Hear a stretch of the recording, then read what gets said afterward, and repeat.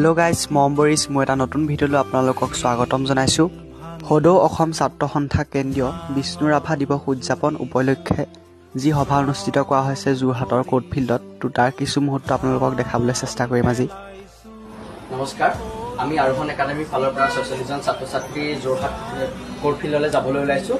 সদৌ অসম ছাত্ৰ সন্থাৰ উদ্যোগত আৰু যোৰহাট জিলা ছাত্ৰ সন্থাৰ লগত আঞ্চলিক ছাত্ৰ সন্থাসমূহে আমাৰ যোৰহাট জিলাৰ লগ হৈ একত্ৰিত হৈ যি ৰাভা দিৱস অনুষ্ঠিত কৰিছে, তাতে আমাৰ সুখৰ বিষয় যে আমাৰ আৰোহণ একাডেমীৰ ফালৰ পৰা এই নিমন্ত্ৰণ আমি পাইছোঁ আৰু সেইকাৰণে আমি আৰোহণ একাডেমীৰ একাদশ আৰু দ্বাদশৰ ৪৬ জন ছাত্ৰ ছাত্ৰী বৰ্তমান তালৈ যাবলৈ আগবাঢ়িছোঁ। গতিকে ভিডিঅ'সমূহ চাই থাকিব, তাতো আপোনালোকক আমি সকলো পৰিৱেশ দেখুৱাবলৈ যত্ন কৰিম। তো গাইজ অম্লানে আপোনালোকক সকলোখিনি কথা ভাঙি পাতি বুজাই ক'লেই। তো ইয়াত আমি আহি পালোহি 10টামান বজাত। তো সকলোখিনি মানুহ আহিছে, ইয়ালৈ উপস্থিত হৈছে। মুকলি সভা আয়োজন কৰা হৈছে ইয়াত। যিহেতু আজি বহুত ৰ'দ দিছে, সকলোখিনি মানুহ আহিছে সেই ৰ'দক নেওচি হ'লেও। তো সেইটো কাৰণে ভাল লাগিছে।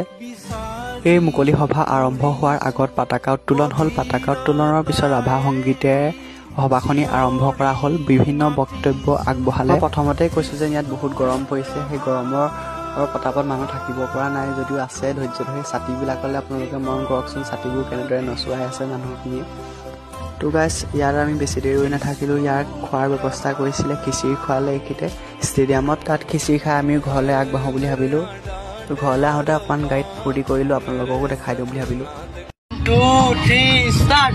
জাৰণিৰ মাজতে কি চৰাই ডিঙি আই কিয় বাৰু ডিঙি আই, কিয় বাৰু ডিঙি আই, মোৰ মনৰ ভিতৰত কোনে বাৰু জুমি চাই, কিয় বাৰু জুমি চাই।